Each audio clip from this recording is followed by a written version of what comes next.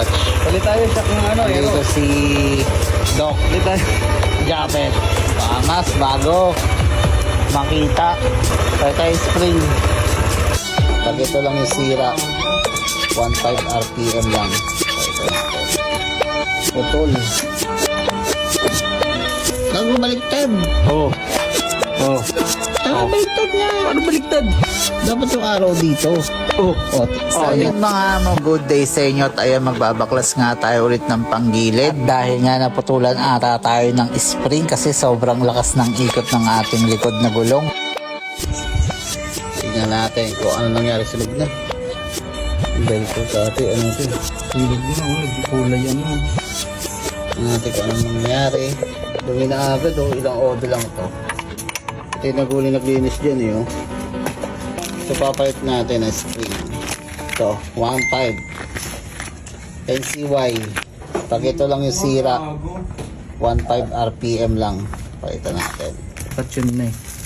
Yung pa naman sa motor yung mismo. Ano yung tumigas eh.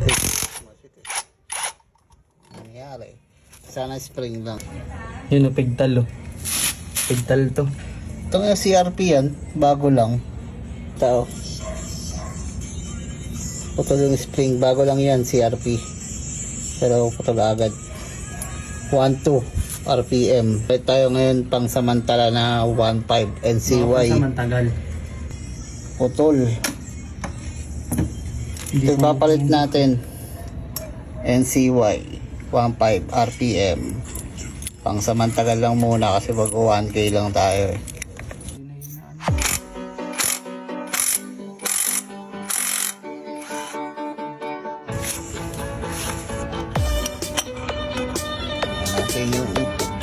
Kakabihin natin ito, diba?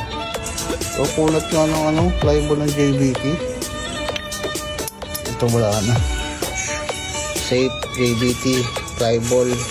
And so yun, at dahil nga binaklas na rin natin yung ating CVT, sasamahan na natin ng paglilinis ng CVT. At dahil nga nakabaklas na yung ating CVT, kaya lilinisan na lang natin. At ang ginamit lang natin dito na panlinis, Joy lang. Tubig kasi wala tayong panghigop ng gas, tsaka wala tayong CVT cleaner. Kaya itong Joy tsaka tubig na lang muna yung ginamit natin panglinis ng ating CVT. Safe din naman to mga amo. And ayun, natapos na nga natin linisan itong CVT, kaya ikakabit naman natin yung bago nating clutch spring na 1.5 RPM NCY. Ayan, bad boy.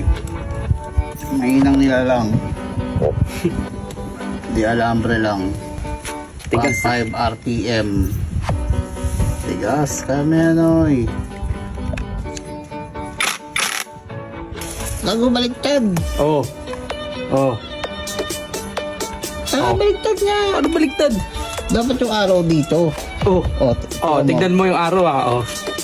Oh, saan ba punta? Baliktad niya, baliktad mo. Ito, baliktad niya eh.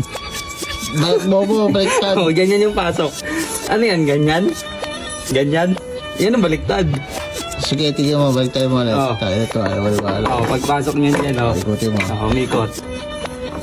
Oh. O yan, tama. Baliktad kasi dapat nakaibabaw yung araw. Tawag na ganun ba yun? Kailangan mo ba yun?